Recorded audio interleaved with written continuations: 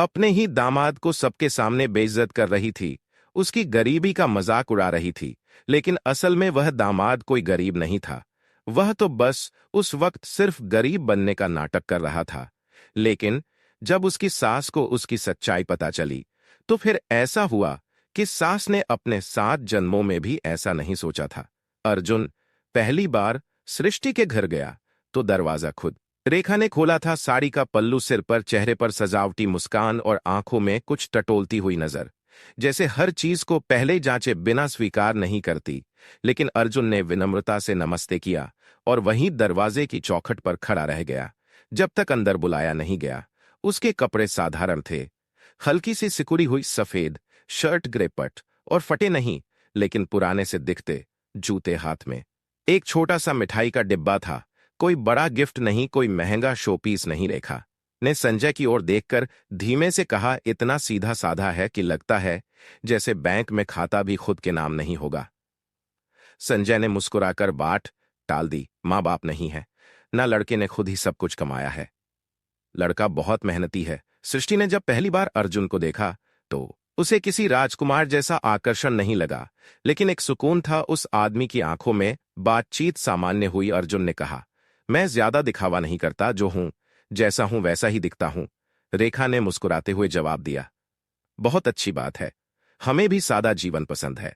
लेकिन जैसे ही अर्जुन चला गया, रेखा ने सृष्टि को अलग कमरे में खींचकर कहा, सुन, लड़का है तो शरीफ पर देख, इसके कपड़े चाल ढाल और फोन भी कोई 10 साल पुराना है, कुछ तो अजीब है इसमें। सृष्टि ने धीरे से कहा, पर बातों में बड़प्पन था। मां, बड़प्पन से घर नहीं चलता, पैसे से चलता है। रेखा ने झल्लाकर कहा। फिर भी रिश्ते के लिए हां कह दी गई, क्योंकि अर्जुन के चरित्र में कोई दाग नहीं था और संजय को भी कोई बड़ा दहेज नहीं देना था। रेखा ने सोच लिया था, शादी के बाद सब काबू में आ जाएगा, पहले बेटी की शादी तो हो जाए। शादी की तारीख पक्की हुई और अर्जुन की ओर से कोई मान नहीं आई। उसने कहा, मैं सिंपल शादी चाहता हूं, फिजूल खर्ची से परहेज करता हूं। रेखा को लगा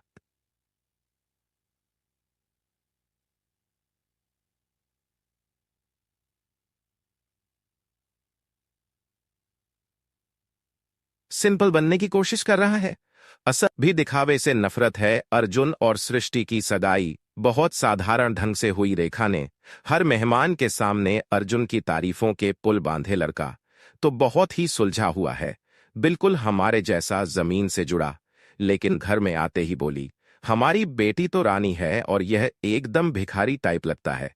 कई बार सृष्टि सुन लेती थी मां की बातें और अंदर से हिल जाती थी।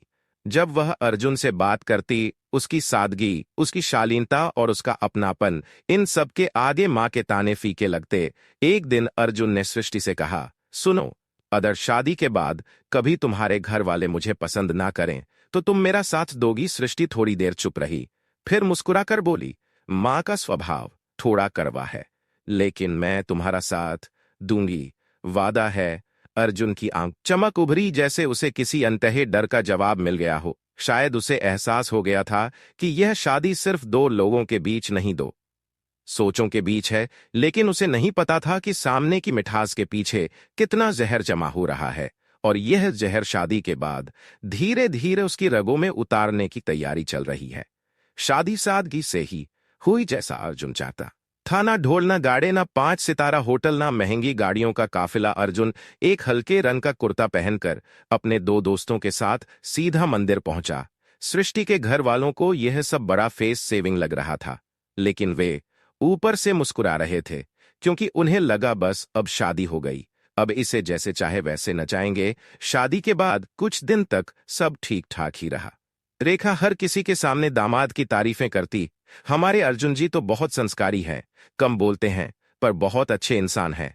लेकिन यह सब सिर्फ मेहमानों के सामने था। अंदर का सच अब धीरे धीरे बाहर आ रहा था, और वह अपमान जो पहले मीठे लहजे में था, अब तानों में बदलने लगा था। पहली बार तब हुआ जब अर्जुन ने सृष्टि को एक पुरानी स्कूटी पर बैठाकर बाजार ले जाने की बात कही। रेखा ने सुन लिया और बोली, कम से कम कार तो होती, मेरी बेटी अब मोहल्ले में स्कूटी पर घूमेगी, लोग क्या कहेंगे? संजय खामोश रहा। हमेशा की तरह अर्जुन ने चुपचाप स्कूटी वहीं खड़ी छोड़ दी और पैदल ही निकल पड़ा उस रात खाने की टेबल पर। रेखा ने फिर चुटकी ली, अर्जुन जी, आजकल तो हर कोई ईएमआई पर गाड़ी ले लेता है। आपको किस बात की दिक्कत है? अर्जुन ने मुस्कुराकर सिर्फ इतना कहा, जरूरतों से ज्यादा नहीं चाहता। माजी रेखा ने हंसते हुए कहा, अरे नहीं बेटा, मैं तो तुम्हारी सासू मां हूं, मुझे मां मत कहो, मैं उस उम्र की कहाँ हूं। तभी सृष्टि ने बात बदल दी, लेकिन अर्जुन को समझ आ गया, यह केवल मजाक नहीं था, यह केवल मजाक नहीं था, यह शुरुआत थी।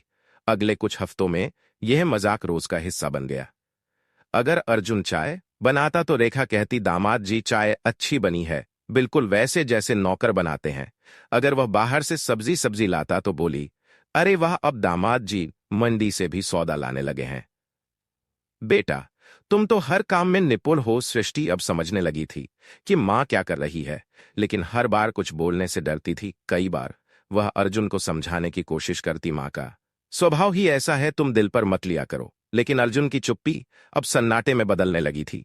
कभी कभी वह आधी रात तक बालकनी में बैठा रहता, बिना कुछ बोले। सृष्टि पूछती, क्या सोच रहे हो? वो बस हल्के से मुस्कुराता और कहता, कुछ नहीं, आदत है सहने की। फिर एक दिन बात हद से बढ़ गई। रेखा की सहेली घर आई थी। बातों में उसने पूछा, दामाद जी कहाँ काम करते? खैन में दादी सवा ये। रेखा ने हंसकर कहा, अरे कोई बड़ी कंपनी में तो नहीं है, कुछ अपना सा काम करते हैं, वह भी बस ऐसे ही टाइम पास। अर्जुन वहीं पास में खड़ा था। उसने सब सुन लिया। चेहरे पर मुस्कान बनी रही, लेकिन उसकी आंखें पहली बार नम थी। उस रात उसने सृष्टि से कहा, अगर तुम्हें लगे कि तुम्हारा फैसला गलत था तो मैं बिना कोई सवाल किए यह घर छोड़ दूंगा। सृष्टि कांप गई, नहीं अर्जुन, मेरी लड़ाई अब सिर्फ मां से नहीं, अपने आत्मसम्मान के लिए है। मैं तुम्हारे साथ हूं। अर्जुन ने पहली बार सृष्टि का हाथ थामा और बस इतना कहा, ध्यान रखना, बहुत कुछ सहा है, अब हर बात का जवाब मिलेगा। लेकिन मेरे तरीके से उस रात के बाद अर्जुन कुछ और ही हो गया था। वह अब पहले जैसा शांत नहीं था, लेकिन शोर भी नहीं करता था। वह चुप था, पर अब उसकी खामोशी में तटस्थता नहीं, इरादा था। घर में तानों की बारिश वैसे ही चलती रही, लेकिन अर्जुन अब उन्हें गिनने लगा था। हर ताना, हर कटाक्ष, हर निगाह का अपमान, वो एक एक शब्द अपने दिल पर नहीं, दिमाग में दर्ज कर रहा था। एक दिन रेखा ने संजय से कहा, तू सुन रहा ना, यह अर्जुन रोज सुबह 9 बजे बाहर जाता है, पर बताता कुछ नहीं, नौकरी करता है या बस घूमने जाता है। संजय ने कहा, पता नहीं, पर लड़की ठीक है, सुखी है तो चलने दो। लेकिन रेखा को चैन कहाँ था। उसने अपनी छोटी बहन से कहा, अब तो शक होने लगा है कि यह लड़का कहीं बीपीओ में काम करता होगा, वह भी किसी और के नाम से। बातें अब मोहल्ले भर में फैलने लगी थी, दामाद कहीं से आया है और शादी में भी तो कुछ नहीं लाया था, कोई जॉब नहीं है इसके पास। अर्जुन रोज निकलता था, पुराने कपड़े, वही पुरानी स्कूटी पर। एक दिन सृष्टि की सहेली ने उसे देखा और तुरंत सृष्टि को फोन किया, तुम्हारा पति जिस ऑफिस में जाता है वह तो पूरे शहर का सबसे बड़ा टेक पार्क है और अर्जुन को वहां सब सर कहकर बुलाते हैं। सृष्टि अवाक रह गई। उसने अर्जुन से कुछ नहीं पूछा। अगले दिन खुद उसके पीछे छे निकल गई। वो पहुंचा स्पार्टेक प्राइवेट लिमिटेड के मेन गेट पर, एक भव्य ऑफिस बिल्डिंग जहां की सुरक्षा भी 5 स्टार होटल जैसी थी। गेट पर खड़ा गार्ड अर्जुन को देखकर सीधा झुक गया। Good morning sir. अंदर जाते ही एक महिला असिस्टेंट ने कहा, सर आपकी मीटिंग 11 बजे है, क्लाइंट्स आ रहे हैं। सिंगापुर से। सृष्टि को यकीन नहीं हुआ। वो उसी आदमी को देख रही थी जिसे उसकी आत्मविश्वास से भरा लेकिन चेहरा वहीं शांत। सृष्टि समझ नहीं पाई, यह सपना है यह वही सच्चाई है जिसे अब तक सबने झूठ माना था। शाम को अर्जुन जब घर लौटा तो सृष्टि चुपचाप उसके सामने बैठ गई। सच बताओ अर्जुन, तुम कौन हो? अर्जुन ने बहुत देर तक कुछ नहीं कहा, फिर धीमे से बोला, मैं वही हूं जो तुम्हारे दरवाजे एक डिब्बा मिठाई लेकर आया था। तब मैं इंसान की पहचान ढूंढ रहा था, अब मुझे अपने अपमान का हिसाब देना है।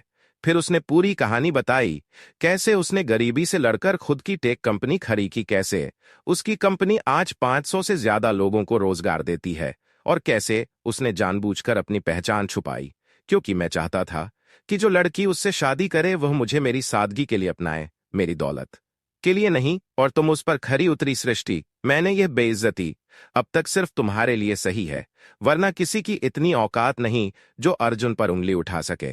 सृष्टि की आंखों में आंसू थे। मां ने जो किया वह मैं कभी नहीं भूलूंगी, लेकिन तुम्हारे साथ अब एक भी ताना नहीं सहूंगी। अर्जुन मुस्कुराया, पर इस बार उसकी मुस्कान में दर्द नहीं था, आग थी। अब वक्त है उन्हें दिखाने का, असली भिखारी कौन है और असली मालिक कौन। अब अर्जुन बदल चुका था, लेकिन बाहर से नहीं, भीतर से। वही शांत चेहरा, वही नरम आवाज, लेकिन अब हर मुस्कान के पीछे एक हिसाब पल रहा था। हर सुबह वह उसी पुरानी स्कूटी से निकलता था, लेकिन अब उसके पीछे सृष्टि की चुप, स्वीकृति और एक मजबूत साथ था। रेखा अब भी उसी रफ्तार से ताने मार रही थी। हमने तो अपनी बेटी की जिंदगी खराब कर दी, ना गाड़ी ना स्टेटस, और ऊपर से बोलता तक नहीं। लेकिन अब वह ताने हवा में नहीं जा रहे थे। हर ताना, हर शब्द अब अर्जुन की अगली चाल तय कर रहा था। और बस अब अर्जुन ने पहला गेम खेला। एक शाम संजय अचानक घबरा कर आया। रेखा, मकान मालिक का फोन आया है। जबल कर रहे हैं। बोले, नया मालिक है? रेखा चिल्लाई। कौन नया मालिक? कुछ दिन बाद पता चला मकान का नया मालिक अर्जुन है। वह सबके सामने नहीं बोला, कोई घोषणा नहीं की, बस संजय को शांत स्वर में एक कागज दिया। यह नई रसीद है, अगर आप चाहे तो 1 महीना समय ले सकते हैं मकान छोड़ने के लिए। रेखा का चेहरा सफेद पड़ गया। तो हमें बेघर करेगा? अर्जुन ने मुस्कुराकर कहा। मैं तो बस आपकी शर्तों पर जी रहा हूं माँ जी, आपकी ही दुनिया में, आपकी ही भाषा में। उधर रेखा की बहन का बेटा रवि स्पार एक्सटेक में नौकरी की कोशिश कर रहा था। इंटरव्यू वाले दिन रवि को टेबल के उस पार अर्जुन दिखा। रवि का रंग उड़ गया। अर्जुन ने सिर्फ एक सवाल पूछा, अगर तुम्हारा बॉस गरीब कपड़े पहने तो क्या तुम उसका अपमान करोगे? रवि ने घबराकर जवाब दिया, नहीं, बिल्कुल नहीं। अर्जुन ने सिर झुकाया और कहा, तुम्हारा टेस्ट हो गया, जाओ, हम तुम्हें सिलेक्ट नहीं कर सकते। रवाद लटका हुआ मुंह लेकर चुपचाप वहां से चला गया। लेकिन तभी अर्जुन ने तीसरा गेम खेला। अर्जुन ने कंपनी की सालाना CSR मीटिंग एक लोकल टाउन हॉल में रखवाई। रेखा और संजय को भी आमंत्रण भेजा, लेकिन एक आम आदमी की तरह VIP गेट से नहीं। वह खुद स्टेज पर नहीं गया, बस पीछे बैठा रहा। कंपनी का नाम बार बार बोला गया, spar XTEC founded by Arjun. लोगों के बीच फुसफुसाहट फैल रही। क्या यह वही अर्जुन है जो सृष्टि का पति है? भिखारी जैसा दिखने वाला करोड़पति निकला। रेखा की आंखें अब नीचे झुक चुकी थी। संजय की पीठ भी सीधी नहीं हो पा रही थी, और अर्जुन की अगली चाल ने सब कुछ पलट दिया। एक रात रेखा दरवाजे पर आई, बेटा, तुझे जो करना था कर लिया, अब माफ कर दे, हम सब तेरे सामने छोटे हैं। अर्जुन ने चुपचाप चाय बनाई, ट्रे में 2 कप रखे और कहा, पहली बार आप मेरे दरवाजे पर आई हैं। यह इज्जत की पहली किस्त है, बाकी धीरे धीरे मिलेगी, वह भी ब्याज के साथ। रेखा फूट फूट कर रो पड़ी। संजय ने अर्जुन के पैर छूने की कोशिश की, लेकिन अर्जुन एक कदम पीछे हट गया। पैर वह छूते हैं जो सम्मान देना जानते हैं, आप लोगों ने तो वह भी छीनने की कोशिश की थी। सृष्टि उस दिन पहली बार मुस्कुराई, क्योंकि अब उसे यकीन हो चुका था कि उसके पति ने न सिर्फ अपना सम्मान लौटाया, बल्कि उन्हें भी आईना दिखा दिया। उसी भाषा में, उसी अंदाज में अर्जुन ने बदला ले लिया था, बिना किसी शोर के, बिना किसी तमाशे के। जो अपमान उसने चुपचाप सहा था, उसका जवाब भी उसने उतनी ही खामोशी से दिया था। लेकिन अब उसकी दुनिया बदली बदली थी। वही घर, वही लोग, लेकिन अब नजरों का अंदाज बदल चुका था। मोहल्ले में जो लोग पहले उसे देखकर हंसते थे, अब सिर झुकाकर सलाम करते थे। सृष्टि हर बात समझ चुकी थी। उसने कभी अर्जुन को पैसों के लिए नहीं चाहा था, लेकिन अब वह खुद को गर्व से भरपूर महसूस करती थी। वह देख रही थी कि उसका पति सिर्फ एक सफल आदमी नहीं, बल्कि एक ऐसा इंसान है जिसने हर अपमान को शालीनता से जवाब देकर लोगों की सोच बदल दी। रेखा और संजय अब लगभग चुप रहते थे। उनके पास ना कोई बहाना बचा था, ना ही कोई तर्क। अब वे अर्जुन से नजरें मिलाने की हिम्मत भी नहीं कर पाते थे। रेखा ने एक दिन फिर कोशिश की, किचन में जाकर धीरे से कहा, बेटा, अगर माफी मांगने से कुछ ठीक हो सकता है तो मैं 100 बार माफी मांग लूंगी। अर्जुन ने बस नजरें उठाकर देखा और कुछ पल बाद बोला, माफ करना मुश्किल नहीं है, लेकिन मैं वह रिश्ता नहीं निभा सकता जिसमें भरोसा ही ना रहा हो।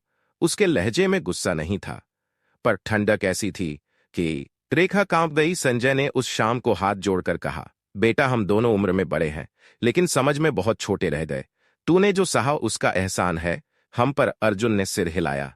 उसने दरवाजा खुला छोड़ा, लेकिन दिल अब बंद कर चुका था।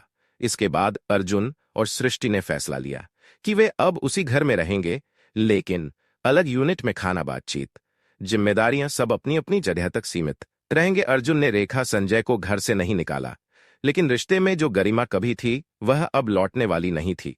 अर्जुन ने अपना ऑफिस भी शहर में बड़ा कर लिया था, लेकिन वह आज भी पुरानी स्कूटी से ऑफिस जाता, वहीं गार्ड से हाथ मिलाता और वही सादा खाना खाता। अब उसके पास गाड़ियों की कतार थी, लेकिन सादगी उसकी पहचान बन चुकी थी। एक दिन सृष्टि ने उससे पूछा, अब जब सब जान गए कि तुम क्या हो, फिर भी इतने सादे क्यों हो? अर्जुन ने हल्के से मुस्कुराकर जवाब दिया, क्योंकि मैंने सबसे ज्यादा इज्जत उसी वक्त पाई जब लोगों ने मुझे सबसे कम समझा था। शाम के वक्त मोहल्ले के बच्चे अर्जुन के पास आकर बैठ जाते। कहानियां सुनते वह उन्हें सिर्फ अपनी कंपनी की बात नहीं करता था, बल्कि बताता था कि इज्जत कैसे कमाई जाती है और कैसे संभाली जाती है। रेखा अब रोज मंदिर जाती थी, शायद ईश्वर से माफी मांगने या खुद से नजरें मिलाने की हिम्मत इकट्ठा करने, और संजय वह बस अपनी खामोशी में डूबे रहते। लेकिन अब देर हो चुकी थी। अर्जुन का बदला पूरा हो चुका था। उसने किसी को जलील नहीं किया, सिर्फ आईना दिखाया, और वही आईना इतना तीखा था कि रेखा जैसी औरत खुद को पहचानने से डरने लगी थी। अर्जुन ने कभी भी कोई ऊंची आवाज नहीं उठाई, कोई मंच पर भाषण नहीं दिया, कोई अवार्ड नहीं लिया, लेकिन उसने अपने अंदाज में बता दिया कि असली जीत चुप रहकर इज्जत लौटाने में होती है, और असली बदला तब पूरा होता है जब सामने वाला खुद अपनी नजरों में गिर जाए। उस रात सृष्टि और अर्जुन छत पर बैठे थे। चांद थोड़ा टेढ़ा था, लेकिन बहुत रोशन। सृष्टि ने अर्जुन का हाथ थामा और कहा, तुम्हें पाकर मैंने सब कुछ पा लिया, और माँ बाप ने तुम्हें खोकर सब कुछ खो दिया।